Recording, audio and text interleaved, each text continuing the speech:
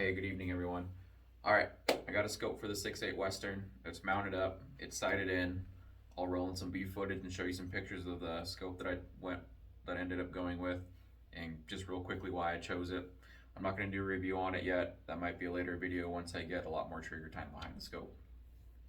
Also, I worked up a ladder test with the 170 grain burgers.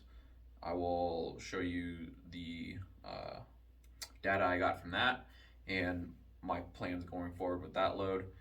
And I really quickly had a chance to shoot the 168 grain hammer hunters. I ran into a problem where my highest powder charge I had loaded up was not enough. It didn't produce enough velocity for what I wanted to do with it.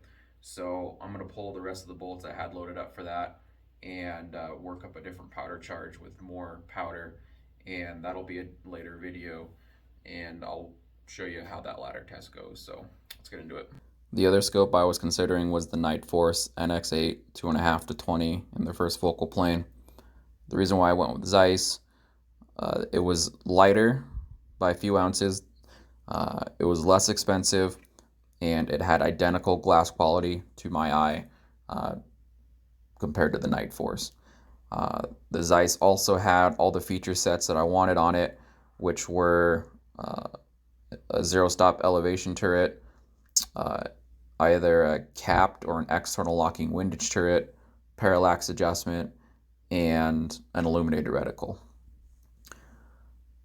So I went with second focal plane. And this was the hardest decision I had to make between the two, was did I want first focal plane or second focal plane. Now I come from a 20-year, 15-year hunting background where I've typically hunted with all second focal plane, and I've never played with the first focal plane before. Um, However, in the store, handling both scopes, looking at them outside, and messing around with the magnification, I felt that the second focal plane reticle was a lot more usable throughout the magnification range versus the first focal plane. And I tailored that to the past experiences that I've had with shooting animals. They've typically been at first light or kind of at last light in the evening. And so those low lighting conditions paired with sometimes some less than ideal hunting weather conditions, I felt it was easier for me to pick up the second focal plane reticle even without any illumination. It's easier for me to pick up the second focal plane reticle than it is the first focal plane reticle. I also, you might be asking, well, they're both illuminated. Why not go with the first focal plane?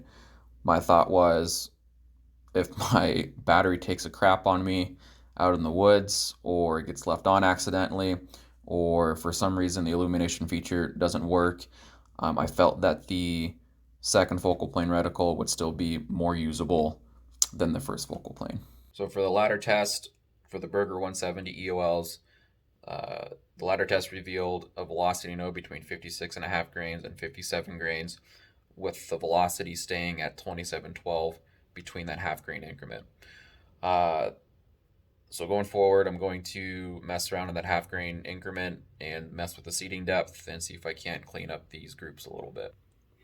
So this is the 56.5 grain group. It measures 0.77 inches, extreme spread of 26, and our standard deviation at 13.7. This is for the 57 grain powder charge. The group is 1.3 inches, so I'm not too impressed with that, but it does have potential as the extreme spread was 4 and the standard deviation was 2.7. All right, I'm not going to show you the rest of the groups for the other charges I worked up past 57 grains. I worked up to 59 grains, which was like 3 grains over the recommended powder charge.